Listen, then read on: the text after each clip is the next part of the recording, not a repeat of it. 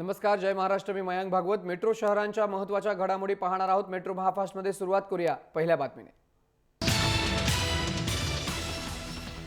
बेकायदा बांधकाम करणाऱ्यांवरती मुक्का अंतर्गत कारवाई करण्यात येईल अशी घोषणा मुख्यमंत्र्यांनी विधानसभेमध्ये केलेली आहे. बेकायदा बांधकाम करणारे बिल्डर, त्यांना मदत करणारे महापालिका अधिकारी, पोलीस यांच्यावरती नजर ठेवणार असून यासाठी स्वतंत्र अधिकाऱ्यांची नेमणूक करण्यात येईल अशी ही माहिती मुख्यमंत्र्यांनी दिली.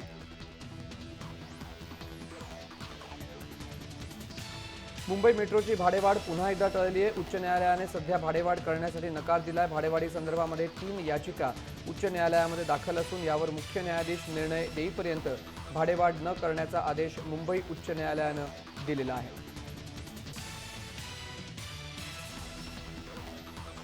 पाणी एक्सप्रेस लातूरमध्ये दाखल झाल्यानंतर सकाळपासूनच स्टेशनच्या बाजूला असलेल्या विहिरीमध्ये ते पाणी जमा करण्याचं काम सुरू झालंय.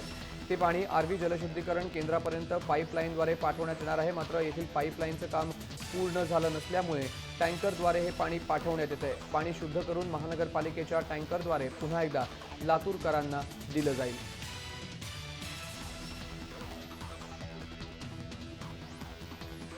सराफा दुकानं येत्या 14 एप्रिलपासून उघडण्याचा निर्णय महाराष्ट्र सराफ असोसिएशनने घेतलेला आहे. साधारणपणे 40 दिवसांपासून सराफांची दुकानं बंद असल्यामुळे ग्राहक आणि कारागीर त्रस्त झाले होते. सराफा दुकानं पुन्हा खुली होण्याच्या निर्णयामुळे अनेकांना दिलासा मिळालाय.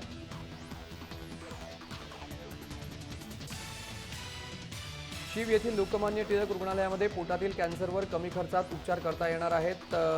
HIPC उपचार पद्धतीमुळे पोटाचा कॅन्सर झालेल्या रुग्णांना मोठा दिलासा मिळणार आहे. खासगी रुग्णालयात या उपचारांसाठी 12 ते 15 लाखांचा खर्च येतो.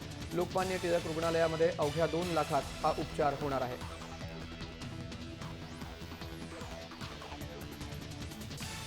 विरार बोरिन्समधील दफनभूमीच्या प्रस्तावामुळे रखडलेल्या म्हाडाच्या 3ऱ्या टप्प्याला हिरवा कंदील मिळालेला आहे. यामुळे अल्प उत्पन्न गटातील 560 घरांचा प्रकल्प मार्गी लागेल. म्हाडाचा 5000 घरांचा प्रकल्प आहे. मात्र 2 वर्षांपासून म्हाडाच्या या प्रकल्पाजवळ वसई विरार महापालिकेने दफनभूमीला जागा देण्याचं प्रस्तावित केलं आहे. त्यामुळे 3ऱ्या टप्प्यातील 560 घरांचं काम रखडलं होतं.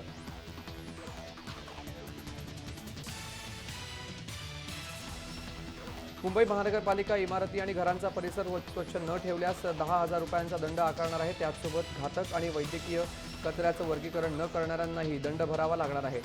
तसंच राजकीय पक्षांनाही या दंडातून सूट मिळणार नाही. सार्वजनिक ठिकाणी भिंतीवरती जाहिराती चिकटवल्यास 500 रुपये ते 5,000 रुपयांचा दंड वसूल केला जाईल.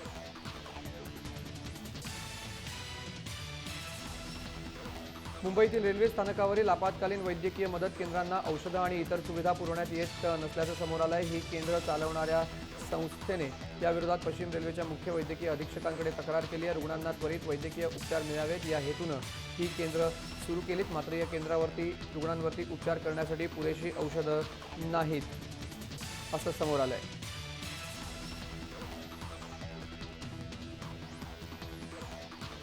हार्बर मार्गावरील पुढील आठवड्यामध्ये 10 नवीन फेऱ्या सुरू करण्यात येणार असल्याची माहिती मध्य रेल्वेने दिली आहे. AC विद्युत प्रवाह सुरू झाल्यामुळे या मार्गावरील गाड्यांचा वेग वाढलेला आहे. सिमेन्स कंपनीच्या वेगवान गाड्या या मार्गावरती चालवण्यात येणार आहेत. तसंच महिन्याभरात 12 डब्यांची सेवा देखील सुरू केली जाईल.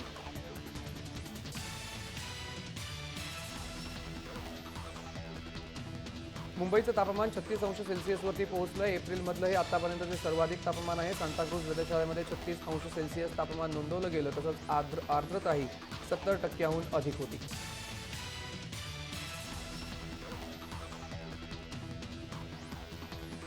नवी मुंबई विमानतळासाठी GBK, GMR आणि फ्रान्सची MIA इन्फ्रास्ट्रक्चर या 3 कंपन्या समोर आलेल्या आहेत. या 3 कंपन्यांच्या रिक्वेस्ट फॉर प्रपोजलला मंत्रिमंडळाने मंजुरी दिल्याचं मुख्यमंत्र्यांनी सांगितलेलं आहे. नवी मुंबई विमानतळावरून पहिलं उड्डाण डिसेंबर 2019ला होईल अशी माहिती देखील मुख्यमंत्र्यांनी दिली आहे.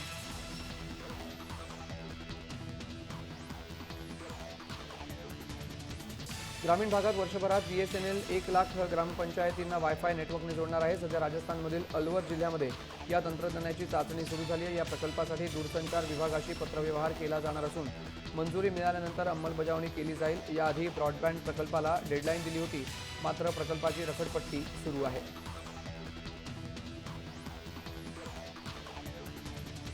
कोपरखैरणे परिसराला प्रदूषणाचा विळखा पडला आहे. MIDC क्षेत्रात चालणारे अनियंत्रित दगडखाणीतील उत्खनन, कारखान्यातून रसायन मिश्रित सांडपाणी आदीमुळे हा परिसर प्रदूषित झालाय. यामुळे परिसरातील नागरिकांचं आरोग्यमान धोक्यात आलेलं आहे। रहिवाशांच्या एका शिष्टमंडळाने प्रदूषण नियंत्रण मंडळाच्या अधिकाऱ्यांची भेट घेऊन याबाबत कारवाईची मागणी केली।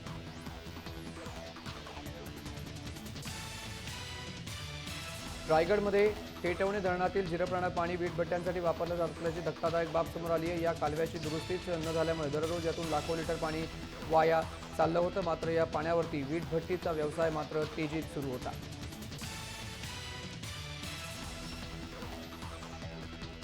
राज्यातील सर्व शाळांमध्ये विद्यार्थ्यांच्या सुरक्षेसाठी सीसीटीव्ही लावण्याचे आदेश शालेय शिक्षण विभागाने दिलेत। हे आदेश सर्व माध्यमांच्या खासगी व्यवस्थापनांच्या शाळांनाही लागू आहेत। याबाबतचा GR शासनाने काढलाय।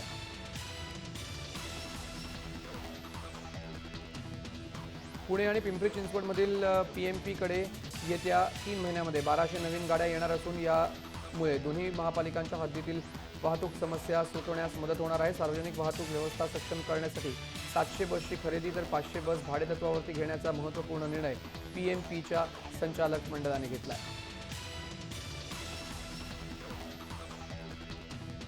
भीमा खोऱ्यातील धरणांमध्ये 14.73% उपयुक्त पाणीसाठा शिल्लक आहे। या खोऱ्यातील धरणांमध्ये गेल्या वर्षी 27.25% इतका उपयुक्त पाणीसाठा होता। त्या तुलनेत यंदा निम्मा साठा शिल्लक आहे। बहुतेक धरणातून शेतीचा पाणीपुरवठा बंद करण्यात आलाय। फक्त पिण्यासाठी पाणीपुरवठा केला जातोय।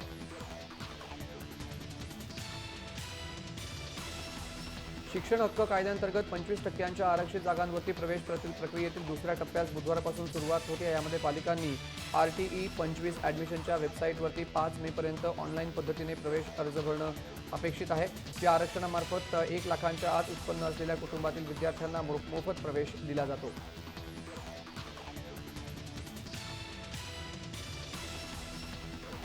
तर आंब्याला चांगला दर मिळावा यासाठी वाशीच्या कृषी उत्पन्न बाजार समितीतील दलालांशी सकारात्मक चर्चा झाली, अशी माहिती रत्नागिरी जिल्हा आंबा उत्पादक सहकारी संस्थेच्या पदाधिकाऱ्यांनी दिली आहे। लहरी हवामानामुळे आंबा उत्पादनाला फटका बसत आहे। त्यातच वाशीच्या दलालांकडे पाठवलेल्या जाणाऱ्या रत्नागिरी हापूस आंब्याला समान दर मिळत नाही। त्यामुळे आंबा बागायतदारांचं आणखी नुकसान होत आहे। विविध क्षेत्रांमध्ये भरीव कामगिरी करणाऱ्यांना अत्यंत मानाच्या पद्म किताबांनी आज राष्ट्रपतींच्या हस्ते गौरवण्यात आलं। विशेष सरकारी वकील उज्ज्वल निकम, अभिनेत्री प्रियांका चोप्रा, गायिका पद्मा घोष यांना पद्मश्री किताबाने तर ज्येष्ठ अभिनेते रजनीकांत यांना पद्म विभूषण किताबाने सन्मानित करण्यात आलं। टेनिसपटू सानिया मिर्झा आणि पार्श्वगायक उदित नारायण यांना पद्मभूषण किताबाने गौरवण्यात आलं।